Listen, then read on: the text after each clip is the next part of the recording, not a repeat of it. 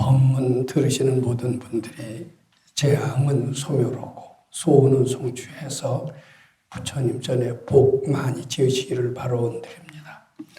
오늘은 질의응답, 더 정확히 말씀드리면은 자신한테 닥친 난제에 대한 그러한 제 소견을 말씀드리는 그런 시간이 됩니다.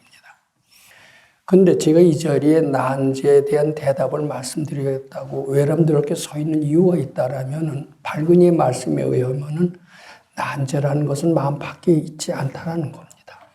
자기 마음 속에 분별심, 죄업이 난제를 불러왔다라고 얘기를 하고요. 그 죄업을 소멸시키는 일이야말로 난제를 해결할 수 있는 길이라고 말씀드립니다.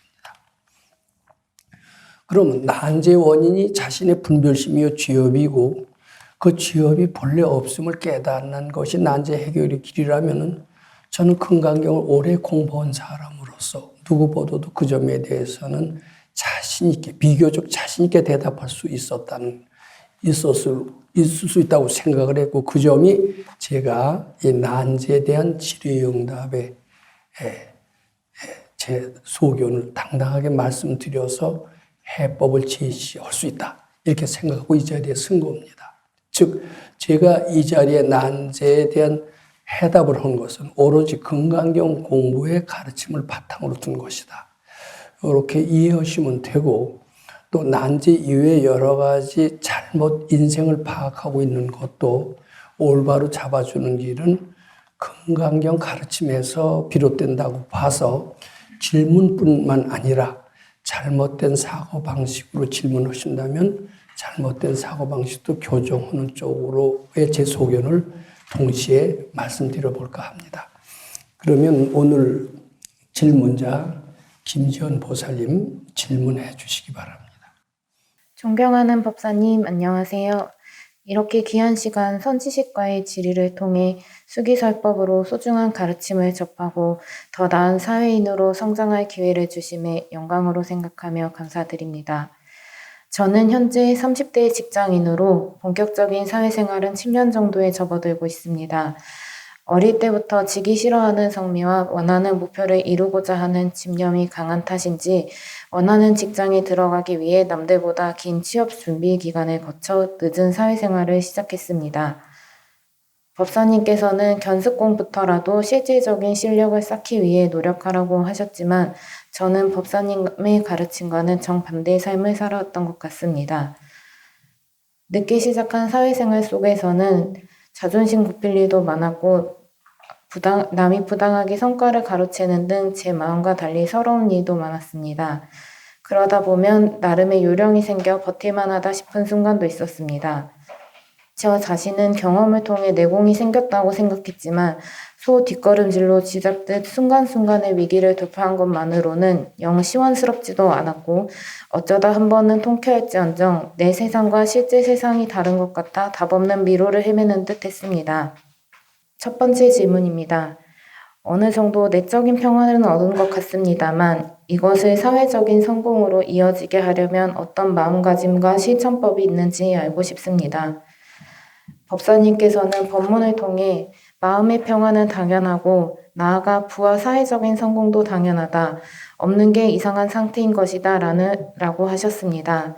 이를 보고 우리는 본래 부족하기 때문에 마음은 물론 사회적인 성공과 부도 당연히 손에 넣을 수 있다는 생각을 갖게 되었습니다. 그러나 저는 늦게 시작한 사회생활로 주어진 시간이 남들보다 부족하고 한정되어 있다는 초조한 생각이 늘 마음 한쪽에 자리하고 있습니다.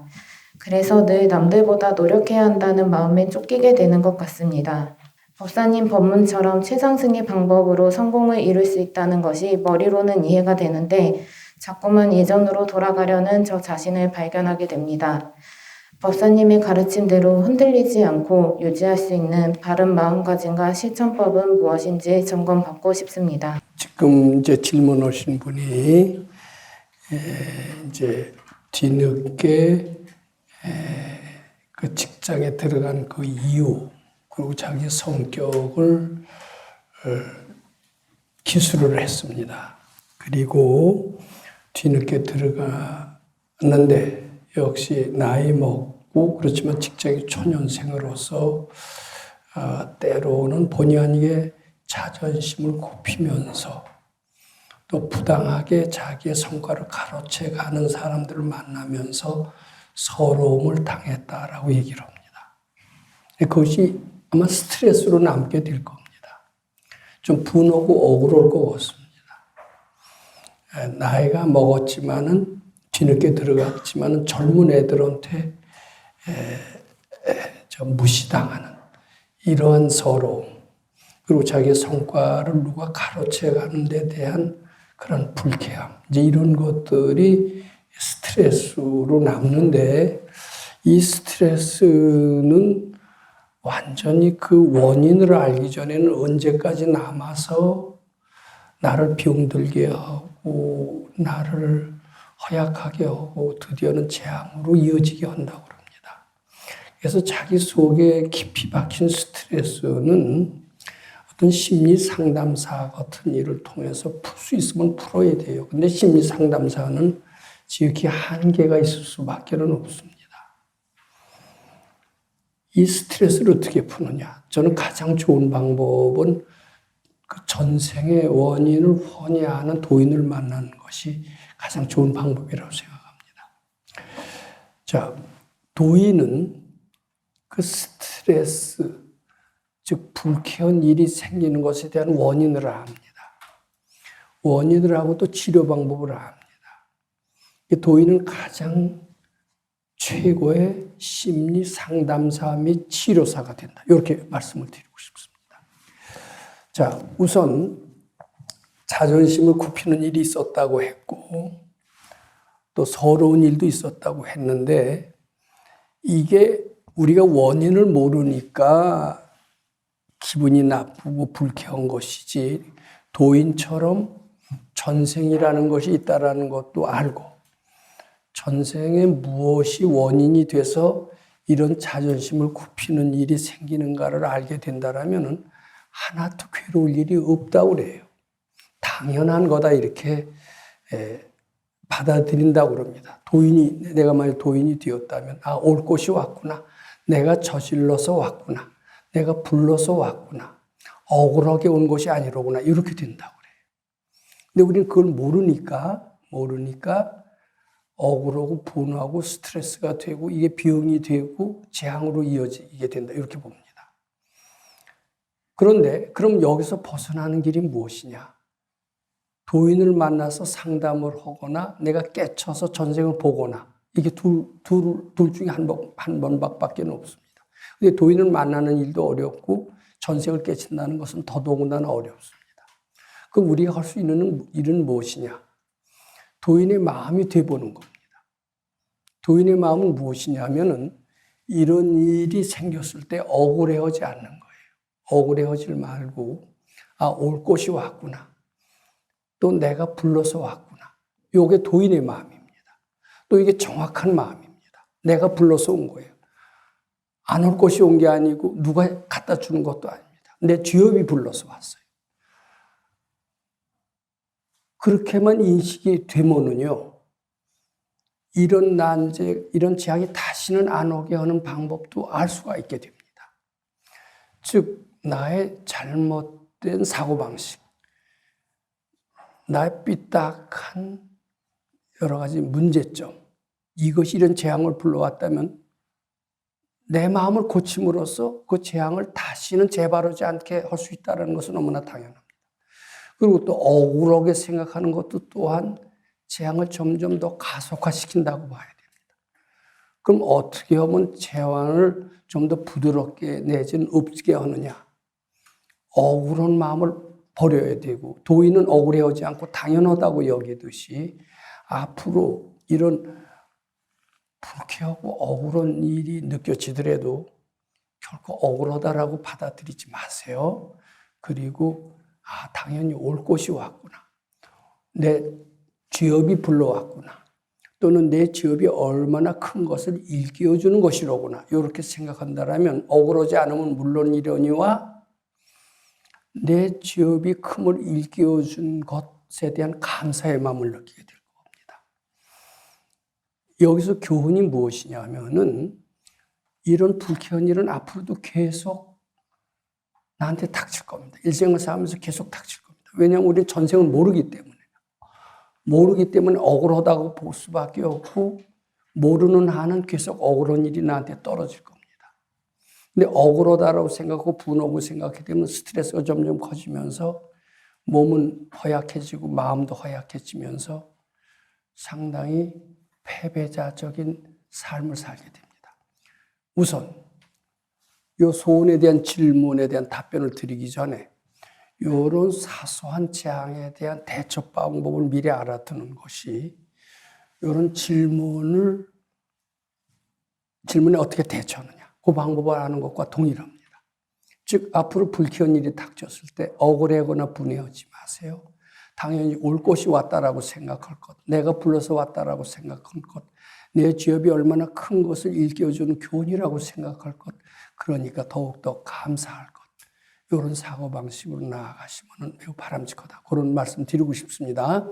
그 다음에 이제 그 얘기 끝에 이제 질문이 무엇인가 하면은, 근데 이제 이렇게 살다가 어떻게 금강경 가르침을 만났어요. 금강경 가르침 만났더니 아마 지금 제가 얘기한 그대로 이런 불쾌한 일이 생겼어도 그것을 억울해하거나 분해하기보다도 내가 불러서 온 것이다. 올 것이 온 것이다. 이렇게 생각을 하게 됐고 그렇게 생각만 하더라도 마음이 아마 상당히 편안해졌을 겁니다. 그리고 이것으로 말미암아 내 지업이 얼마나 큰 것을 알게 됐고 지업을 참여할 수 있으니 감사할 일이 아니에요. 이렇게까지 생각하면서 감사 연습을 점점 더 많이 하게 됐을 겁니다. 그래서 결과 마음의 평화를 얻었어요. 그래서 이제 스트레스 대처법은 어느 정도 알았다라고 보는 겁니다. 근데 난 스트레스 대처해서 마음의 평화를 얻은 것까지는 좋은데 나는 좀 출세를 하고 싶고 성공을 하고 싶고요. 더 발전을 하고 싶어요. 여기서 그냥 안주하고 싶지가 않은 거예요. 그래서 아마 김지연 보살은 내 쪽의 평화가 얻은 것은 같은데 이제 그 금강경 공부의 덕이죠. 그런데 이것을 사회적으로 이어지게 해서 편안하고 스트레스를 안 받는 거 정도를 지나쳐서 지혜를 발굴해서 더더욱 유능한 사람이 되고 싶은 거예요. 이게 평범하게 살고 싶지는 않은 거죠. 그래서 마음의 행복만 느낄 뿐 거기서 안주하는 것은 싫다. 좀 더 기여하고 이름도 날리고 대접도 받고 싶다. 아마 이런 욕망이 있을 겁니다. 뭐 당연한 얘기입니다. 어떻게 하면 그렇게 되겠느냐. 지금 여기 질문의 요지죠. 근데 난 이제 또 이렇게 대답하고 싶어요. 즉 사회적으로 성공을 이어지게 하는 것. 성공하고 싶잖아요. 기여하고 싶잖아요.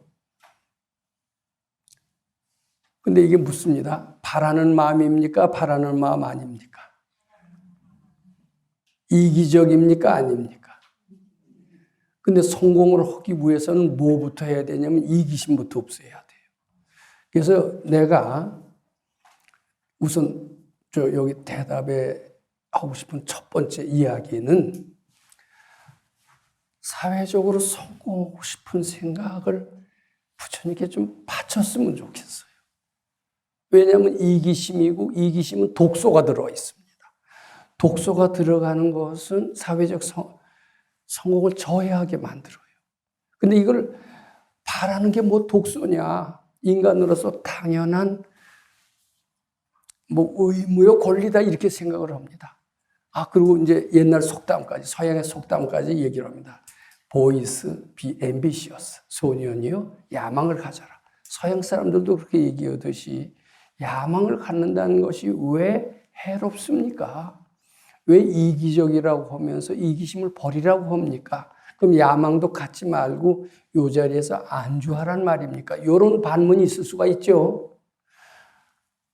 근데 그게 아니에요. 이 자리에 안주하라는 얘기는 더더욱 아닙니다. 즉 이기적인 생각이라고 판단이 되면은 끌려가면 안 됩니다. 이기적이라고 느껴지는 것, 야망을 갖는다.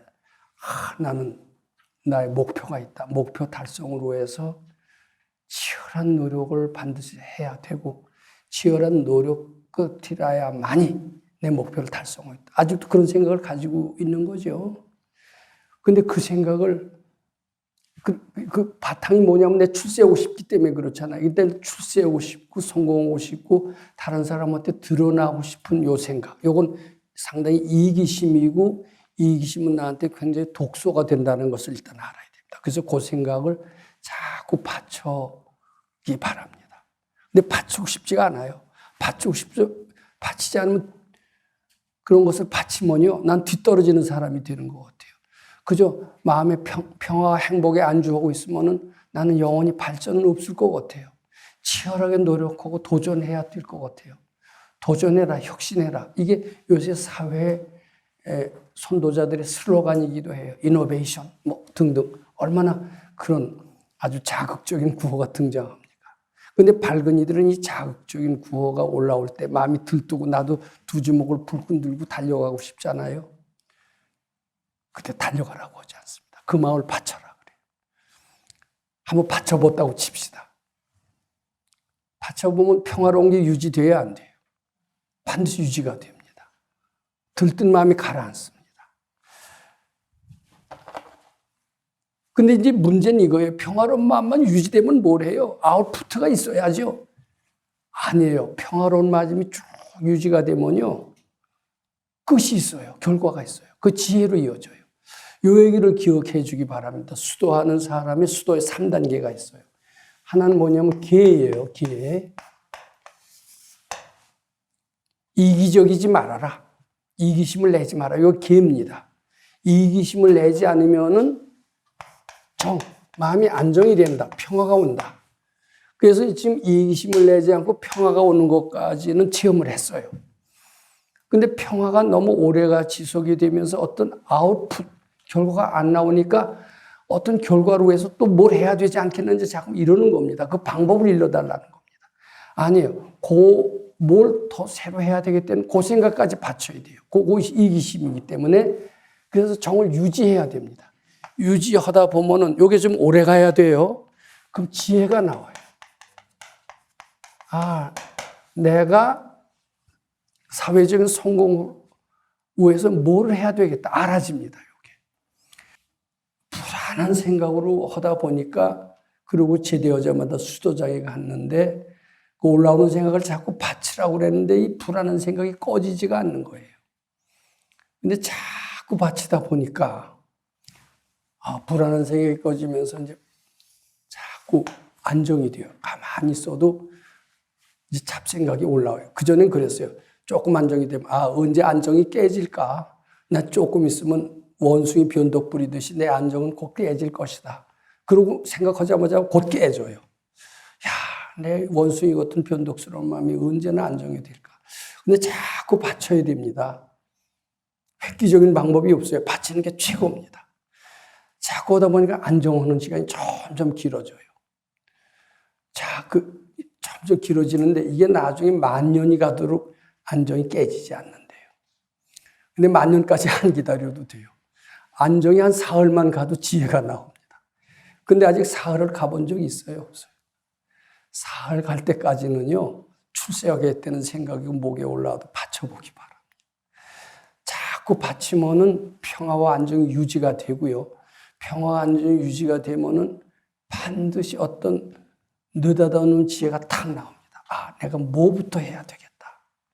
그때까지는 무슨 생각이 올라와도 따라가지 마세요. 들뜨지 마세요. 또 희한한 생각이 올라오더라도 그걸 정답이라고 믿지 말고 그것도 계속 받쳐야 됩니다.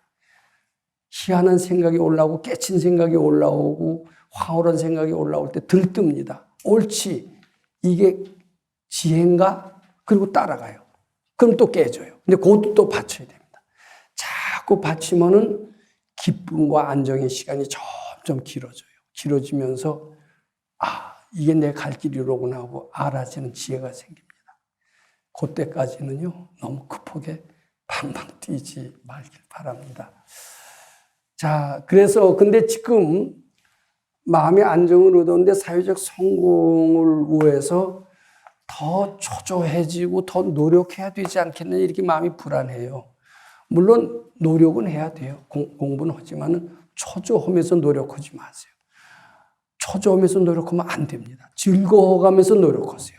즐거워하면서 노력한다는 거 이해할 수 있어요? 없어요? 즐거워하면서 노력할 수가 있어요. 초조하지만 않으면. 그것만 유지하면 반드시 빛나는 결과가 올 겁니다. 근데 여기 좋은 질문을 했어요. 최상승법으로 성공하는 길이 무엇이냐? 요거에 대한 제 소견을 말씀드리고자 합니다. 최상승법으로 성공하는 길은 특히 미국의 찰스 헤넬 같은 사람이 자기 개발서를 통해서 그렇게 노력하지 않고 두 주먹을 불끈 쥐지 않고 성공하는 방법을 써놨고 찰스 헤넬의 성공법으로 말미암아 자기 개발서죠. 요새 빌 게이트 같은 사람 다 그 방법 이용한 겁니다. 요새 미국에 난다 긴다라는 그런 사람들은 찰스 헤넬의 자기 개발서를 이용을 했는데 찰스 헤넬의 개발서라는 게 뭔가고 봤더니 부처님 가르침에 일체유심조의 진리를 활용한 거더라고요. 근데 그 일체유심조의 진리는 성경에서도 활용을 했어요. 나 그래서 기독교나 불교가 다르지 않다라고 하는데 예를 들면 이겁니다. 자기가 성공하고 싶잖아요. 그럼 성공을 위해서 어떻게 합니까? 두 주먹을 불끈 쥐고 상당히 노력을 하죠. 근데 성경에도 그렇게 써 있고 찰스 헤넬의 자기 개발서에도 그렇게 써 있어요. 이건 우리가 알아두는 게 좋습니다. 두 주먹을 불끈 쥐고 노력하기보다도 자기가 이미 성공 다 되었다고 믿고 감사하라는 거예요. 근데 성공 다 되었다고 믿는 그 마음이 성공을 시킨다는 거예요. 노력을 하는 게 성공을 하는 게 아니라 성공 다 했다라고 믿는 그 마음, 일체유심조, 그 마음이 성공을 이끈다는 거예요. 손자병법에 나오는 얘기와도 똑같습니다. 백전백승하는 사람은 싸우기 전에 미리 이기고 있어야 된다는 논리와도 똑같습니다. 즉 일체유심조의 진리를 활용을 해서 성공한 거예요. 그것이 바로 최상승법으로서의 성공인데 이것은 수많은 자기 개발서 속에 다 써 있어요. 그것은 부처님 가르침에 어떻게 보면 지극히 일부에 불과합니다. 어떻게 보면 부처님 가르침은 그것보다도 차원이 더 높아요. 자기가 성공했다라고 믿으면 성공이 된다. 믿는 대로 되리라. 이거 일체유심조의 진리를 활용한 건데 부처님의 가르침은 그 일체유심조의 진리보다도 더 차원 높은 바로 내가 부족했고 집으면 된다라는 거거든요. 그것은 더 차원 높은 성공법이다. 이제 이렇게 말씀을 드립니다. 혹시 보충 질문이 있으면 좀 해줬으면 좋겠습니다. 두 번째 질문입니다. 법사님의 가르침에 따라 현명하고 지혜로운 경제 생활을 실천하기 위한 방법은 무엇이며 어떻게 마음을 내어야 할까요? 법사님께서는 그간 법문을 통해 부자가 되기 위해서는 돈을 쫓는 게 아니라 돈이 쫓아오는 사람, 돈이 붙는 사람이 되어야 한다고 가르침을 주셨습니다. 그래서 늘 돈을 쓸 때는 내 돈이 아니라 부처님 돈이란 생각으로 함부로 쓰지 말고 사용처를 잘 구분해야 한다는 말씀도 하셨고 또 인색한 것도 좋지 않지만 퍼주려는 것도 좋지 않다고 하셨습니다. 머리로는 알고 있지만 저는 아직 현실에서 부처님법에 따라 지혜롭게 돈을 사용하는 것이 구체적으로 어떤 것인지 잘 판단하지 못할 때가 많은 것 같습니다. 저는 자신을 위한 소비에서도 평소 부족한 것보다는 넉넉한 것을 선호하고 특히 사람들과 있는 자리에서는 가능하면 모든 것이 풍족하고 넉넉했으면 하는 생각으로 평소보다 돈을 씁니다. 이럴 때는 모두를 위해서 쓴 돈이니 부처님도 기뻐하실 것이라고 합리화를 합니다. 스스로 돌이켜볼 때 이런 저의 행동은 남을 위한 것이라기보다는 남에게 좋은 사람이고 싶고 주변의 부드러운 분위기를 바라는 이기적인 마음에서 나온 것은 아닐까 싶습니다. 현명하고 지혜롭게 돈을 사용하기 위해 선지식이라면 어떻게 하실지 궁금합니다. 요거 해결하는 것이 일생일대에 가장 필요한 문제가 아닌가 싶습니다. 참 저희 때도 먹고 사는 문제를 절대 빈곤의 나라가 절대 빈곤의 시대에 학생 생활을 했기 때문에 먹고 사는 것을 최고의 가치로 알았던 것 같습니다.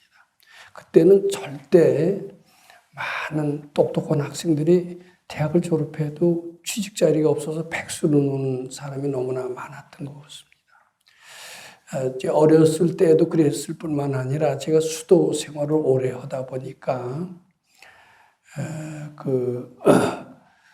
제 전공으로 취직할 길을 잃어버렸던 때가 있었습니다. 그래서 백수로 한 1년 이상 놀았던 때가 있었는데, 야, 먹고 사는 거 해결한다는 게 이게 어려운 일인가 하는 것을 그때 아주 절실히 느꼈습니다. 그리고 금강산도 식후경이라는 얘기가 있듯이 먹고 사는 문제를 해결하기 전에는 수도도 모두 없다라는 생각을 이제 하는 사람이 많고요. 그건 어느 정도 사실일 수도 있습니다. 먹고 사는 것과 수도 생활을 어떻게 조화를 시킬 수 있을까? 이게 수도인들이 대답해야 될 가장 수도인들이 보통 생활하는 속인들한테 야, 먹고 사는 것도 중요하지만 수도가 더 중요하다. 이런 얘기를 할 수 있어야 됩니다. 그래야 먹고 사는 것을 지키고 수도 생활에 참여할 수가 있게 되는 겁니다. 또 수도 생활이 먹고 사는데 결정적인 도움이 된다라는 얘기도 할 수 있어야만이 불교가 살 수가 있습니다. 먹고 사는 것이 수도 생활보다 더 우선이다라고 생각하는 한은 먹고 사는 것을 포기하면서 수도에 전념할 사람은 아마 거의 아무도 없을 것 같습니다. 저는 이 문제를 상당히 갈등하게 됐지만은 결론적으로 말씀드리면은 먹고 사는 일을 잘 해결하기 위해서도 부처님 시봉하는 삶, 수도하는 삶은 매우 필요하고 그 수도하는 삶은 세상에 어떠한 가치, 먹고 사는 가치, 또 다른 어떤 가치보다도 우선한다 이런 생각을 가지고 있습니다. 자, 왜 그럴까? 자, 그건 이렇습니다. 즉, 현명하고 지혜로운 경제 생활을 실천하기 위한 방법. 그럼 현명하고 지혜롭지 못한 경제 생활. 그 생활은 무엇일까? 많은 사람은 그런 얘기를 합니다. 사흘을 굶었더니 못할 나쁜 짓이라는 건 하나도 없더래요. 사흘을 굶겨놓은 게 별 악독한 짓을 다 해서라도 돈이 최고의 가치, 물질이 최고의 가치라는 생각이 들더라는 겁니다. 아마 그럴 거예요. 근데 사흘을 굶어본 체험을 하신 분들이 적었겠지만 아마 그거는 사실일 겁니다. 먹고 사는 문제보다도 수도가 더 나을까? 갈등하다 보면 되게 수도를 뒷전으로 치게 됩니다. 시간 남으면, 돈 벌다 시간 남으면 절에 가지. 절에 먼저 가지 않습니다. 근데 그것은 이제 저도 그렇게 생각을 했는데 이제 그게 아닌 것을 발견했습니다. 왜냐하면은 이 현명하고 지혜로운 경제 생활을 못한다라는 것은 도둑질이라도 해서 거지 동냥이로 해서 잘 살기만 하면 된다 이런 논리나 마찬가지입니다. 즉 현명하고 지혜롭지 못한 경제 생활의 원인은 무엇이냐면 자기 마음속에 거지 마음이나 도둑의 마음이 있어요. 이것이 있는 한은 현명하고 지혜롭지 못한 경제 생활을 합니다. 동냥을 해서 살게 되고 도둑질해서 살게 됩니다. 그것은 현명하지도 못하고 지혜롭지도 못한 경제 생활이 됩니다. 그런데 현명하고 지혜로운 경제 생활, 즉 수도와 병행하는 경제 생활은 무엇이냐? 이거 답할 수 있어야 됩니다. 그런 길은 첫 번째 길은 자기 마음속에 거지 마음이나 도둑의 마음을 해탈하는 것이 가장 우선이라고 보는 겁니다. 수도가 먼저라고 보는 겁니다. 이것은 도인밖에 모릅니다. 도인은 잘 관찰했어요. 왜 사람들은 비난하게 살까? 왜 거지처럼 살까? 왜 가난에 찌들리다 못해 아주 고통을 받고 참 남한테 천대를 밟고 살까? 그 원인을 잘 살펴봤던 것 같아요. 봤더니 전생에라도 남한테 베풀어 줄 줄 모르고 남의 걸 내 거로 만드는 도둑질을 하거나 그리고 남한테 공짜만 바라기만 하고 조금도 베풀어 주지 못한 거지 마음이나 요 연습을 한 사람의 후생을 잘 관찰한 거예요. 잘 관찰했더니 그런 사람일수록, 즉 남한테 바라기만 하고 조금 더 베풀어 주지 못하고 심지어 남의 것을 강탈해서 내 걸로 만들 뿐만 아니라 전혀 남한테는 주지 않는 사람, 이런 마음, 그걸 거지 마음이나 도둑의 마음이라고 합니다만은 그런 마음을 연습한 사람이 후세에 그렇게 아주 찢어질 만한 가난을 체험하게 되고 남한테 치운대를 받게 되고 이렇다라는 거예요. 그리고 이제 부자를 잘 살펴봤어요. 어떻게 하면 부자가 됐나. 부자를 됐더니 알고 보니까 그 사람들은 물론 여러 가지가 있겠지만 상당히 주는 것을 좋아한다 하고 바라지 않는 그 연습의 결과임을 발근이는 알게 됐다는 겁니다. 도둑질을 하지 않고 외래 베풀어 주는 마음을 연습한 사람이 큰 부자가 되는 것을 도인은 본 겁니다. 즉 가난의 원인은 다 자기 속에 있어요. 또 부자가 되는 원인이 자기 속에 있음을 도인은 아는 거예요. 그럼 부자가 되기 위해서 우리는 자기 거지 마음이나 도둑의 마음을 해탈해라 이렇게 가르쳐주는 사람은 아무도 없습니다. 부자가 되기 위해. 근데요, 이게 참 이제 밝은 이들의 말이 참 정답입니다. 그래서 부자가 되는 길은 거지 마음을 해탈하고 주는 마음을 연습하는 것이 부자가 되는 길이라고 합니다. 이게 수도 일과도 통합니다. 수도를 잘하는 것이 부자가 된다 이렇게 얘기를 합니다. 그래서 지금 이 얘기의 질문, 현명하고 지혜로운 경제 생활을 해서 부자도 되고 인격도 갖추고 이러는 길은 무엇이냐? 이런 질문인 것 같습니다. 물론 근검절약해야 됩니다. 그리고 부자가 되는 길이라는 책도 읽고 부자가 되는 것은 매우 필요합니다. 왜냐하면 부자가 돼야 좋은 일도 할 수 있기 때문에. 예전에 우리나라의 부자들은 흥분놀부전을 읽듯이 부자는 악의 상징이었습니다. 성경에도 부자가 천당에 가는 것은 낙타가 바늘구멍 뚫기보다도 어렵다고 그래서 부자에 대한 인식이 안 좋았어요. 근데 요새는 많이 바뀌었습니다. 특히 미국 쪽에서는 돈 많은 사람을 상당히 존경한다라고 그리고 또 실제로 제가 돈이 조금 생기니까 좋은 일을 할 수가 있더라고요. 이 돈이 나쁘지 않습니다. 자, 그런데 이렇게 돈도 벌고 인격도 갖추고 그 길은 무엇이냐? 지금 그것을 묻는 겁니다. 그건 분명히 답이 있습니다. 보통 부동산 학과, 부자가 되는 학과 이런 교수들은 대답 못합니다. 전생을 내다보는 도인이 정확한 대답을 합니다. 우리 마음속에 바라는 마음, 거지 마음을 힘써 해탈하자. 남의 것 남겨다보는 마음 힘써 바치자. 그리고 조금이라도 주자. 주는 것이 받는 것이라는 진리를 깨닫자. 그리고 특히 가장 좋은 것은 무보수한 일을 자꾸 연습해보자. 저희 무보수한 것은 참 손해가 난다는 생각을 많이 했습니다. 저는 좀 모범생이 되고 싶어서요. 모범생 노릇을 했던 적이 있습니다. 근데 지금 가만히 보니까요. 무주상보시하고는 거리가 멀었던 것 같아요. 무주상보시는 티 안 내고 해야 됩니다. 한 예를 듭니다. 전 이제 학교에 대학생 때 시험을 칩니다. 그럼 시험을 치면요.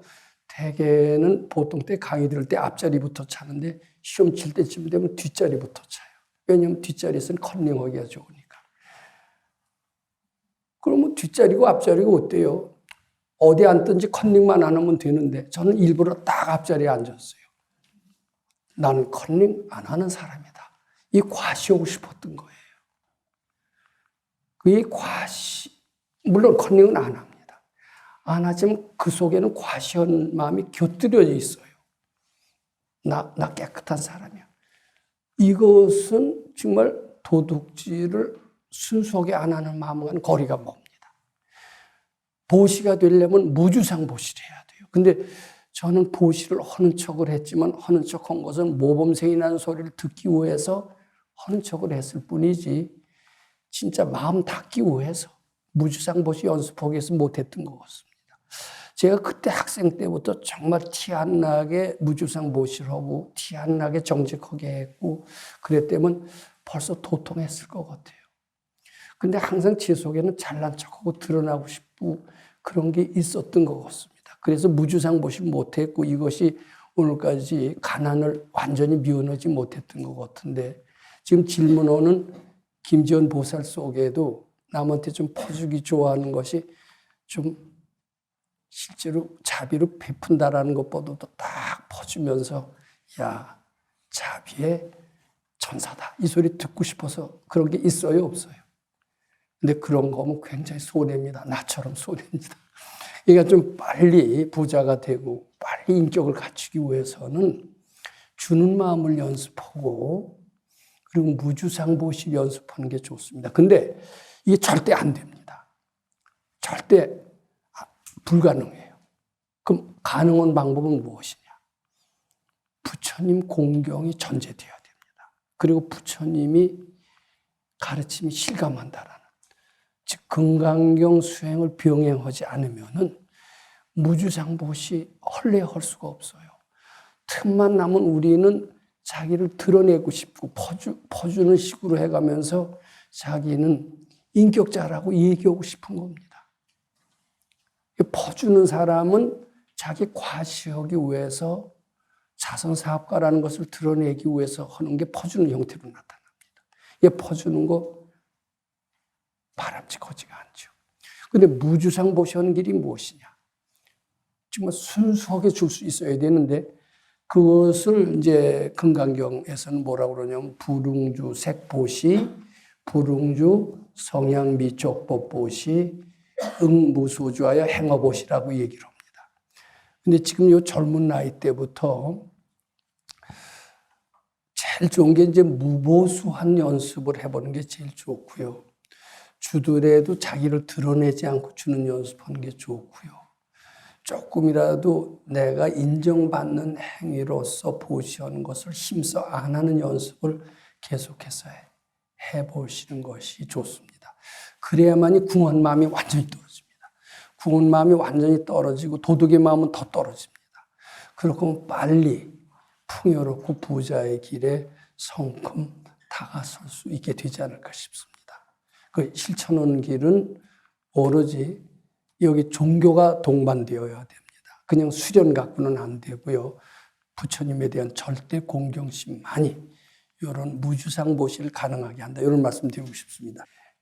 근데 아마 이게 좀 역설처럼 들릴진 몰라도 요새 가행정진 하잖아요. 잠이 비 오듯이 쏟아지죠. 요때 눈 감아보지 않고 참 각성 상태를 유지하려고 힘써 잠자는 것을 부처님께 바치는 노력을 하잖아요. 그럼 어려워요. 참 어렵지만은 자꾸 버티다 보면은 인내라고 해야 되죠. 하다 보면 잠이 조금씩 줄어듭니다. 그리고 각성 상태가 커지거든요. 근데 이상의 각성 상태가 커져야만이 무주상보시 쪽으로 이어지더라고요. 무주상보시 하는 방법 중에 하나가 잠을 쫓는 것도 하나의 방법이다. 내 참고 삼아 얘기를 합니다. 근데 잠잘 거 다 자죠. 먹고 싶은 거 다 먹죠. 그리고 화장실 가고 싶을 때 거침없이 가죠. 지금 몸뚱이 작대로 하는 겁니다. 그럼 절대 무주상보시가 안 되더라고요. 제가 지금까지 말씀드렸던 두 가지 내용, 이것을 다시 정리해서 복습하는 것으로서 대신하겠습니다. 첫 번째 질문이 무엇이냐면은 내적인 평화는 얻은 것 같다. 근데 이 평화만 갖고서는 난 만족하지 않다. 행복하게 사는 사람보다도 능력 있고 기여하는 사람이 되고 싶다. 이런 얘기 같은데 어떻게 보면 능력 있고 기여하는 사람이 되겠습니까? 이것이 첫 번째 질문이었던 것 같아요. 제가 그때 뭐라고 대답했느냐 하면은 능력 있고 기여하는 사람이 되겠다는 그 생각을 바치라고 말씀을 드렸습니다. 착각인 줄 알고 바쳐. 그것은 이기심이다. 이기심을 가지고 있으면 독소다. 그런 마음을 가지고 있는 한은 능력 있는 사람이 되기 어렵다. 근데 그것을 자꾸 바치면은 이 평화가 연장이 된다. 계속 연장이 되면은 끝까지 연장만 되는 게 아니라 반드시 지혜가 나올 때가 있다. 그 지혜에 따라서 움직이면 된다. 아주 자연스럽게 사회에 기여할 수 있는 일꾼이 됐다. 이렇게 설명할 수가 있습니다. 그 이해가 돼요. 예. 그렇게 해서 조금이라도 이기적인 마음이 들 때 힘써 바친 노력이 필요합니다. 이 두 번째 이제 요겁니다. 현명하고 지혜로운 경제생활을 실천하기 위한 방법은 무엇이냐 이제 이런 얘기인데 이것은 우리 쉽게 알게 말한다면 우리는 먹고 사는 것으로 해서 수도를 희생합니다. 먹고 사는 것으로 해서 인격을 희생합니다. 먹고 사는 것이 다라는 사고방식 때문에 모든 신의나 의리나 부처님까지도 배반하는 것이 보통 사람의 마음입니다. 그런데 어떻게 부처님을 잘 섬기면서 잘 사는 방법은 없습니까? 인격자가 되면서 부자가 되는 길은 없습니까? 뭐 이런 질문입니다. 근데 그런 질문은 충분히 우리가 종교적 지도자라면 대답할 수 있어야 됩니다. 종교적 지도자들은 먼저 이렇게 얘기를 할 겁니다. 왜 가난하게 사느냐? 왜 돈만이 최고의 가치라고 하느냐? 먹고 살 게 해결되지 않는 하는 종교 공부고 말짱 소용없다. 금강산도 식후경이라는 것은 너무 유물론적인 사고방식이다. 왜 우리는 물질 만능의 사고방식을 가지게 됐느냐? 그것은 밝은 도인에 의하면 너무나 오랫동안 도둑질하고 훔쳐먹고 이런 도둑질의 업, 그것이 우리를 굉장히 궁하게 만들고 열등감 있게 만들었기 때문에 그 궁한 마음이 돈만을 최고의 가치로 알게 만들었다는 거예요. 그런데 우리가 전생부터 도둑질을 잘 안 하는 연습을 했다고 칩시다. 학교에 다닐 때 컨닝하는 것도 도둑질이거든요. 거짓말도 도둑질이거든요. 그런데 어렸을 때부터 컨닝도 안 하고 도둑질도 안 하고 이런 연습을 했던 사람이라면은 돈보다는 인격을 택하는 수가 있습니다. 난 돈 싫다.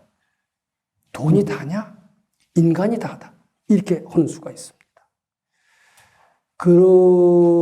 그러는 사람은 거짓말이나 도둑을 연습을 안 했던 거예요. 닦아왔던 사람이죠. 근데 닦지 못했던 사람은 뭐 종교보다도 신의보다도 돈을 더 앞장세웁니다. 가족 앞에서도 명예를 위해서는 가족까지 희생하는 사람이 있어요. 이게 인간이 아니죠. 요새 인간 같지 않은 사람 너무나 많습니다. 그런데 이건 잘못 아는 전도된 생각이다. 오로지 수도를 제1의 가치로 두어라. 돈을 밝히는 마음이 있다 하더라도 그걸 바쳐라. 남이 훔쳐오고 싶어도 굶어 죽더라도 굶어 죽을지언정 남이 훔치지 마라. 그리고 훔치고 싶은 마음을 바쳐라. 그래 바치게 되면은 거지 마음, 궁한 마음이 사라집니다. 사라지면서 부자 마음이 돼요. 부자 마음이 돼서 저절로 돈이 따른다. 이렇게 됩니다. 즉 인격을 최우선으로 하고 부처님을 공경을 최우선으로 할 때 돈 문제는 저절로 따르는 것이니까 수도하면서 부자 될 수 있는 길은 충분히 가능하다. 이렇게 정리할 수가 있습니다. 감사합니다.